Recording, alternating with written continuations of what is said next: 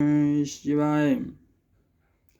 शिव के सुरेश्वर अवतार की कथा, उपमन्यु की तपस्या और उन्हें उत्तम वर की प्राप्ति। नंदीश्वर जी कहते हैं, सनत कुमार जी, अब मैं परमात्मा शिव के सुरेश्वर अवतार का वर्णन करूंगा, जिन्होंने धौम्य के बड़े भाई उपमन्यु का हित साधन किया था। उपमन्यु व्याघ्रपाद मुनि के पुत्र थे। उन्होंने पूर्व जन्म में ही सिद्धि प्राप्त कर ली थी और वर्तमान जन्म में मुनि कुमार के रूप में प्रकट हुए थे। वे शैशव अवस्था से ही माता के साथ माता के घर में रहते थे और देव बस दरिद्र थे। एक दिन उन्हें बहुत कम दूध पीने को मिला, इसीलिए अपनी माता से वे बारंबार दूध मांगने लगे। उनकी तपस्विनी माता ने घर के भीतर जाकर एक उपाय किया। उच्च वित्ती से लाए हुए कुछ बीजों को छीलकर पीसा और उन्हें पानी में घोलकर कृत्रिम दूध तैयार किया। फिर बेटे को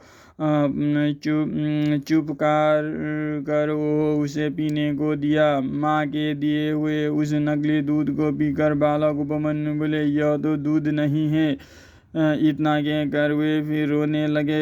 बेटे का रोना धोना सुनकर माँ को बड़ा दुख हुआ।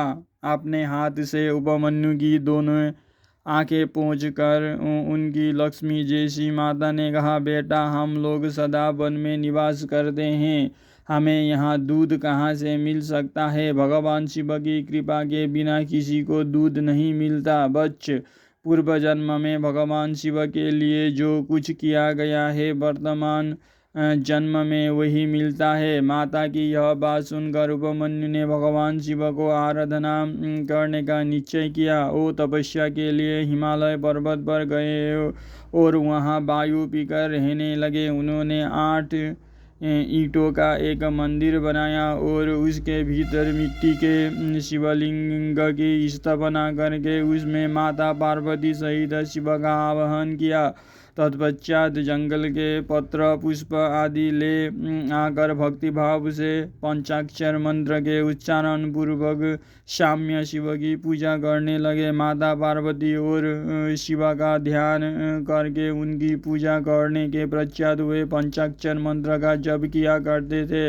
इस तरह दीर्घ काल तक उन्होंने बड़ी भारी तपस्या की। मुने बालक उपमन्यु की तपस्या से चराचर प्राणियों सहित त्रिभुवन संतप्त हो उठा। तब देवताओं की प्रार्थना से उपमन्यु के भक्ति भाव की परीक्षा लेने के लिए भगवान शंकर उनके समीप पधारे। उस समय शिव ने देवराज इंद्र का, पार्वती ने शची का, नंदीश्वर विषव ने ऐरावत हाथी का तथा शिव ने गणों के संपूर्ण देवताओं का रूप धारण कर लिया। निकट आने पर सुरेश्वर रूपधारी शिव ने बालक उपमन्यु को वर मांगने के लिए कहा। उपमन्यु ने पहले तो शिव भक्ति मांगी, फिर अपने को इंद्र बताकर जब उन्होंने शिव की निंदा की, तब उस बालक ने भगवान शिव के अतिरिक्त दूसरे किसी से कुछ भी लेना अस्वीकार कर दिया। वे इंद्र को मारकर स्वयं भी मर जाने को उद्यत हो गए। उन्होंने जो अघोरास्त्र चलाया उसे नंदी ने पकड़ लिया और उन्होंने अपने को जलाने के लिए जो अग्नि को धारण की, उसे भगवान शिव ने शांत कर दिया। फिर वे सब के सब अपने यथार्थ स्वरूप में प्रकट हो गए। शिव ने उपमन्यु को अपना पुत्र माना और उनका मस्तक सूंद कर कहा, बच्च, मैं तुम्हारा पिता और ये पार्वती देवी तुम्हारी माता है। तुम्हें आज से सनातन कुमारत्व प्राप्त होता है। मैं तुम्हारे लिए दूध, दही और मधु के सहस्त्र समुद्र देता हूँ। भक्ष्य भोक्ष्य आदि पदार्थों के भी समुद्र तुम्हारे लिए सुलभ होंगे। मैं तुम्हें अमरत्व तथा अपने गणों का आधिपत्य प्रदान करता हूँ। ऐसा कहकर शंभु ने उपमन्यु को बहुत से दिव्य वस्त्र दिए, पाशुपत व्रत, पाशुपत ज्ञान तथा व्रत योग का उपदेश किया, प्रवचन की शक्ति दी और अपना परम पद अर्पित किया। फिर दोनों हाथों से उपमन्यु को हृदय से लगाकर उनका मस्तक सूंधा और देवी पार्वती को सौंपते हुए कहा, यह तुम्हारा बेटा है। पार्वती ने भी बड़े प्यार से उनके मस्तक पर अपना कर कमल रखा और उन्हें अक्षय कुमार पद प्रदान किया। शिव ने संतुष्ट होकर उनके लिए पिंडीभूत एवं अविनाशी साकार क्षीर सागर प्रस्तुत कर दिया। साथ ही योग संबंधी ऐश्वर्य, नित्य संतोष, अक्षय ब्रह्म विद्या तथा उत्तम समृद्धि प्रदान की। उनके कुल और गोत्र के अक्षय होने का वरदान दिया और वो यह भी कहा कि मैं तुम्हारे इस आश्रम पर नित्य निवास करूँगा।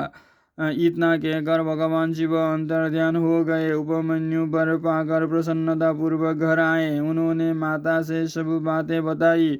सुनकर माता को बड़ा हर्ष हुआ। उपमन्यु सबके पूजनीय और अधिक सुखी हो गए। तथा इस प्रकार मैंने तुमसे परमेश्वर शिव के सुरेश्वर अवतार का वर्णन किया है। यह अवतार सत्पुरुषों को सदा ही सुख देने वाला है। सुरेश्वर अवतार की कथा, यह कथा पापों को दूर करने वाली तथा संपूर्ण मनोवांछित फलों को देने वाली है। जो इसे भक्तिपूर्वक सुनता या सुनाता है वो संपूर्ण सुखों को भोग कर अंत में भगवान शिव को प्राप्त होता है।